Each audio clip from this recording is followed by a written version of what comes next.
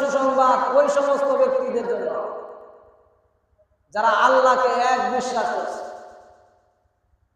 লা ইলাহা ইল্লাল্লাহু মুহাম্মাদুর রাসূলুল্লাহ, শেষ নবীকে শেষ নবী হিসেবে মেনে নিয়েছে।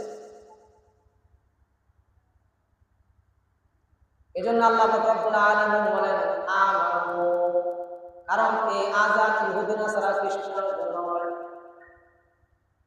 যারা ইসলাম গ্রহণ করেছে মুমিন হয়েছে তাদের জন্য আমানু।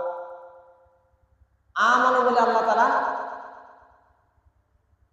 মুসলমানদেরকে আমানু বলছেন। আমানু বলে কি বলে?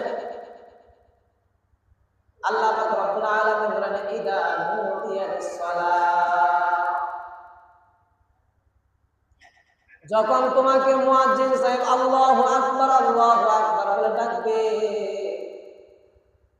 ইদা নুদিয়া, যখন তোমাকে ডাকবে, কিসের জন্য ডাকবে? মুয়াজ্জিন নিজের কাজ করার জন্য না। মুয়াজ্জিন এই কথা বলে না তুমি মসজিদে এসে আমার কাজ করো, আমার কর্ম করো, এই কথা মুয়াজ্জিন বলে না। মুয়াজ্জিন বলে আল্লাহু আকবার, ওই আল্লাহর সত্তা যে আল্লাহ সবার থেকে বড়, পৃথিবীর মধ্যে তার সমকক্ষ আর কেউ না। এই কথা মুয়াজ্জিন বলে আল্লাহু আকবার, আল্লাহু আকবার।